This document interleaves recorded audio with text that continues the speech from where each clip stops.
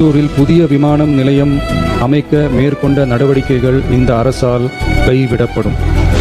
இந்த நாள் உன் கேலண்டர்ல குறிச்சு வச்சுக்கோ அப்படின்னு அண்ணாமலை படத்துல ரஜினிகாந்த் சொல்ற டைலாக் தான் ஞாபகத்துக்கு வருது. தமிழ்நாட்டு மக்களை குறித்து வைத்துக் கொள்ளுங்கள். தமிழ்நாட்டோட அடுத்த கட்ட பரிணாம வளர்ச்சி 2 முதல் 5 வருஷத்துக்கு பின்னோக்கி போகிறத கண்குளிரா பார்ப்பீங்க. ஏன்னு கேட்டீங்கன்னா, சிஎம் ஜோசப் விஜய் அவர்கள் பரந்தூர் விமான நிலையத்தோட ப்ராஜெக்டை வந்து ஸ்கிராப் பண்ணியிருக்காரு. அவர் வாக்கு கொடுத்துட்டாராம். நான் தெரியாம தான் கேட்குறேன். இன்னைக்கு வேற பக்கம் நான் லேண்டை தர்றேன்னு சொல்றீங்களே, சென்னையை சுற்றி பாலைவனமாக இருக்கு, இல்லை சென்னை கடல்ல வந்து மண்ணை கொட்டி ஏற்பாடு கொண்டாட போறீங்களா?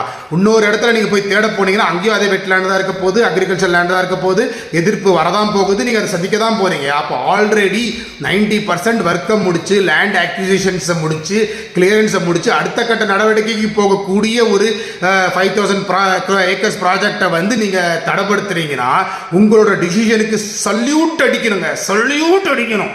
அப்படி இருக்கு உங்களோட டிசிஷன். சூப்பர். நான் தெரியாம தான் கேட்குற மக்களே, இன்னைக்கு வந்து மீனம்பாக்கம் ஏற்பட்ட விரிவுபடுத்துறேன்னு சொல்றாரு. பக்கத்தில் இருக்கிற யாமுதீன் பிரியாணி கடையெல்லாம் உடச்சு போட்டு தான் விரிவாக்கம் படுத்த முடியுமா? அதெல்லாம் சேச்சுரேஷன் பாயிண்ட்டுக்கு இன்னைக்கோ போயிடுச்சு.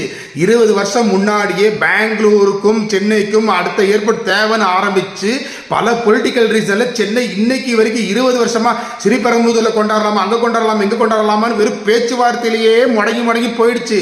ஆனா பெங்களூர் ஒரு ஏர்போர்ட்டை கட்டி 20 வருஷம் ஆகி அது வந்து கெப்பாசிட்டி தாண்டி போய் இன்னைக்கு 3rd ஏர்போர்ட்டுக்கு போயிட்டாங்க. ஆனா நீங்க என்ன பண்ணிருக்கீங்க? 2nd ஏர்போர்ட் ஸ்கிராப் பண்ணதை கொண்டாடிக்கிட்டு இருக்கீங்க.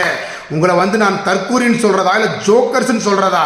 உங்களுக்கு சிம்பிளா சொல்லி புரிய வைக்கணும்னா, திருச்சி, கரூர், தருமபுரி, இன்னும் பல ஊர்களில் வந்து இருந்த பழைய பஸ் ஸ்டாண்டை வந்து அங்கேயே இருக்கட்டும்னு சொன்னால் அந்த ஊர் வளர்ச்சி அடையுமா, இல்லை நிறைய பஸ் தான் கிடைக்குமா? இன்னைக்கு திருச்சி பஸ் ஸ்டாண்ட் வெளியில் போட்டால் ஏர்போர்ட் மாதிரி இருக்குது, கரூர் பஸ் ஸ்டாண்ட் வெளியில் இருக்குது, தருமபுரி பஸ் ஸ்டாண்ட் எப்படி இருக்குது, ஈரோடு பஸ் ஸ்டாண்ட் எப்படி இருக்குது? இதுதான் பரிணாம வளர்ச்சி.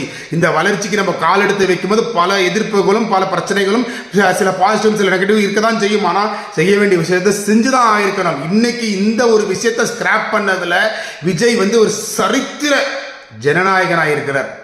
Hats off, sir. Hats off.